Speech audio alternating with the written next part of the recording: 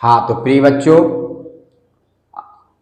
आज हम आप लोगों के लिए एक बेहतरीन टॉपिक लेकर के आए हैं जो परीक्षा की दृष्टि से काफ़ी महत्वपूर्ण प्रश्न है और इससे क्लास 10 और 12 के ये परीक्षा में अक्सर इसको पूछा जाता है और बहुत अच्छा टॉपिक है, यानी IUPAC।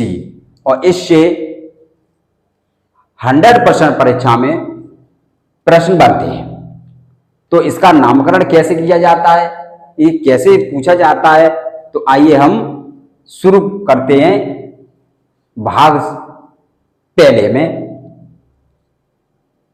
IUPAC। तो देखेंगे सबसे पहले हम देखते हैं IUPAC, इसकी फुल फॉर्म देखते हैं। तो आई का मतलब होता है इंटरनेशनल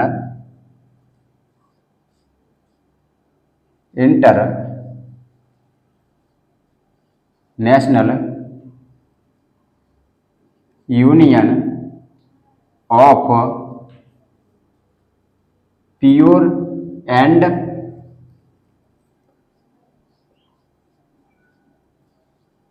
एप्लाइड केमिस्ट्री। तो ये इसकी होती है फुल फॉर्म, यानी international union of pure and applied chemistry. तो कभी कभी परीक्षा में इसकी फुल फॉर्म पूछ ली जाती है। अब इसका हम करते हैं नामकरण। तो IUPAC पद्धति में देखेंगे, सबसे पहले हम पढ़ते हैं यानी कार्बनों के बारे में।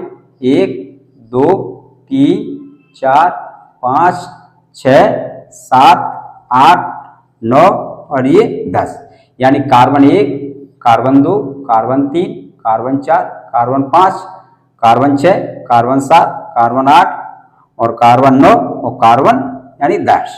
इस तरह से हम कार्बन 10 तक लिख लेते हैं। तो सबसे पहले हम पढ़ते हैं इसे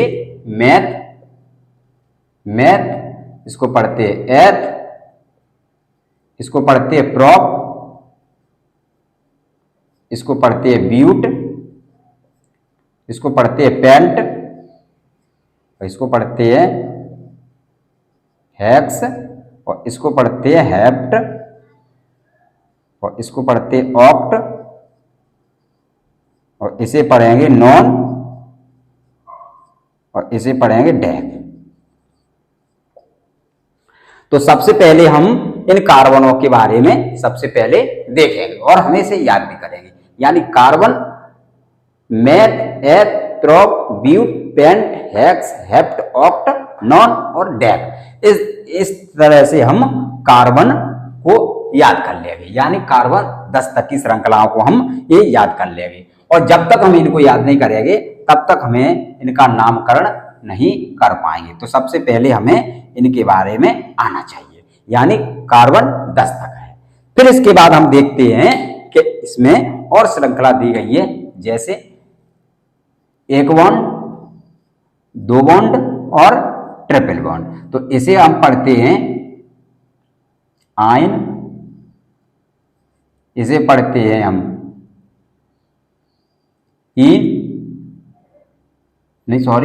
इसे हम पढ़ेंगे सबसे पहले हम इसे पढ़ते आयन, जैसे आयन, इन, और इसे पढ़ते हम एथ, और इसे पढ़ें यानी एथ, इन और आयन, एथ, इन और आयन, यानी सिंगल बॉन्ड है। सिंगल बॉन्ड को हम पढ़ते एथ, और डबल बॉन्ड को इन, और ट्रिपल बॉन्ड को पढ़ते हम आयन। तो देखेंगे सबसे पहले हम इसमें जैसे देखते हैं, और इसमें हम देखते हैं जैसे कार्बन की श्रृंखला है, तो कार्बन को हमारे चारों तरफ H होने चाहिए इस तरह से, यानी इस कार्बन को 4H की यानी 4 हाइड्रोजन की जरूरत होती है। तो इस तरह से, यानी इसमें जो नियम लागू करता होता है वो होता है 2 और 4 वाला, 2 और 4 वाला, यानी इसमें सिंगल बॉन्ड के माध्यम से 4 हाइड्रोजन जुड़े हुए होने चाहिए कार्बनों के मध्य। तो देखेंगे, तो सबसे पहले जैसे हम देखते हैं श्रृंखला, जैसे CH3, CH2 और CH2 और CH3। तो इनके जो मध्य होता है वह होता है सिंगल बॉन्ड। अब देखते हैं इनमें कार्बनों की श्रृंखला, यानी 3 यहां पर है और एक कार्बन यहां से, तो इसकी पूर्ति यहां पर हो जाती है, यानी 4 कार्बन हो जाते हैं।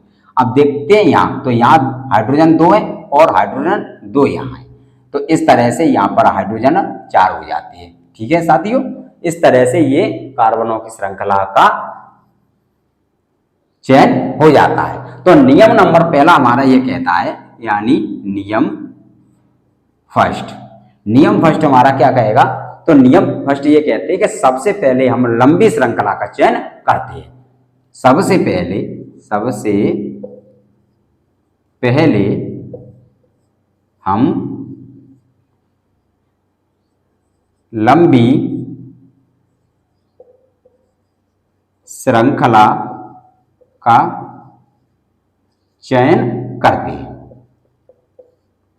देखिए साथियों, तो हमने सबसे पहले लंबी श्रृंखला का चयन किया, तो देखते हैं। तो लंबी श्रृंखला यानी देखेंगे 1, 2, 3 और 4, इस तरह से हम इनको कार्बनों को चयन करते हैं। और इधर से देखते हैं तो भी आ रहा है 1, 2, 3 और 4, तो इधर भी 3 जुड़ा है, इधर भी 3 जुड़ा है, तो हमें कोई भी इसका असर नहीं पड़ेगा, हम किसी तरफ से भी इसकी नंबरिंग कर सकते हैं। तो इधर से ही करते हैं, तो देखेंगे यानी 1, 2, 3 और 4, तो 4 जो कार्बन है, तो 4 कार्बन के लिए हमारा यहाँ क्या है, 4 कार्बन के लिए यहाँ ब्यूट है, तो 4 कार्बन के लिए हम क्या करेंगे, ब्यूट प्लस। अब हम ये देखते हैं कि जब एक बॉन्ड लगा हो, तो पढ़ते हम एथ, तो एथ पढ़ेंगे, तो यहां पर एथ लगाएंगे, एथ बराबर, यानी तो अब हमारा दोनों को जोड़ करके क्या हो जाएगा, ब्यूटेन, तो हमारा जोड़ करके हो जाएगा ब्यूटेन